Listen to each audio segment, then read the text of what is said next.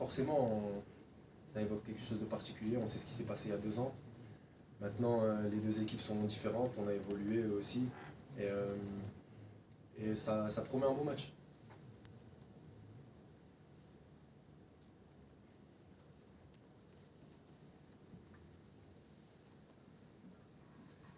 Bonjour Nabil, alors justement, puisque tu dis que c'est un match différent, tu te trouves et l'équipe plus fort qu'il y a 2 ans ou moins fort, ou c'est différent? Est-ce que tu peux développer un petit peu cette idée-là? C'est différent, on a un autre effectif, un autre coach, on a évolué, eux aussi. On ne peut pas se comparer à 2 ans en arrière. Maintenant, on est dans une position, il y a 2 ans en arrière, on jouait la conférence. Maintenant, on est en Europa League, donc c'est quand même un step au-dessus. Donc, et on a beaucoup de belles choses à faire.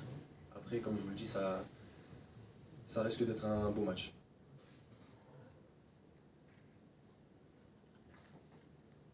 Bonjour Nabil, Raphaël Marquand pour le média Le Petit Lillois. Lors de votre dernier match aller en Ligue Europa, c'était contre Belgrade, vous étiez complètement passé à côté. Comment modifier cette préparation pour pouvoir être devant dès le match aller, surtout à domicile où vous êtes censé être conquérant? Merci. Je pense qu'on a montré un tout autre visage à Belgrade. Et peu importe à domicile ou à l'extérieur, le plus important c'est ce que nous faisons sur le terrain. Et comme vous dites, on est passé à côté de notre match à domicile. Et on a montré un tout autre visage quand on est parti là-bas. Et on sait à quel point ça peut être difficile dans ce genre de stade et dans ce genre d'ambiance à Belgrade.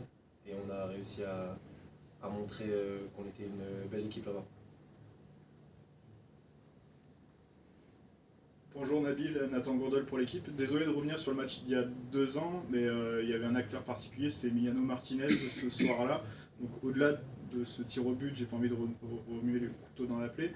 C'est difficile de jouer face à un gardien comme lui qui fait beaucoup de gestes, beaucoup d'attitudes, etc. Comment garder son calme face à un gardien comme celui-ci? Non, nous, le match, on ne le vit pas comme des supporters. Pour nous, personnellement, ça reste un joueur comme un autre.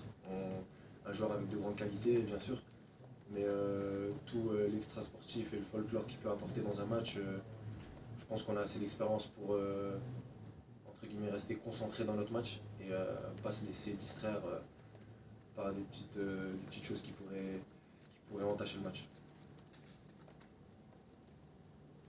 Bonjour, Mathieu Rapès pour France 3. Je voulais savoir comment ça va dans les têtes après le match de dimanche qui s'est conclu, comme on le sait. On vous a vu très abattu. Je voulais savoir comment ça s'était passé depuis.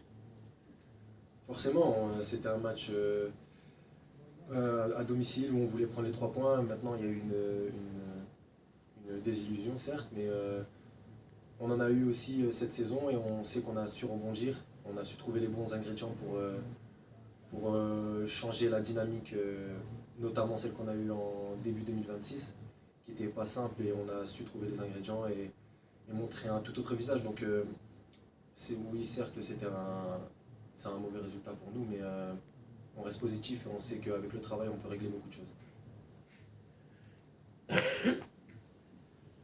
Par rapport au match de ce week-end, Nabil, un de mes confrères a écrit que tu avais joué dans une position de presque quarterback. J'ai bien aimé cette expression. Comment tu t'es senti dans ce nouveau système où tu joues un peu plus en retrait, tu distribues peut-être un peu plus avec ton gelon?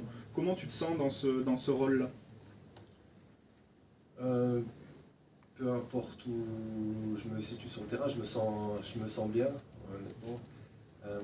Maintenant, peu importe où je me trouve et où je peux essayer d'aider l'équipe, que ce soit en défenseur central ou en milieu de terrain, si je peux aider ou apporter quelque chose à l'équipe, j'essaye. Et que je sois satisfait ou pas, c'est pas le plus important. Le plus important, c'est de prendre les 3 points et voilà.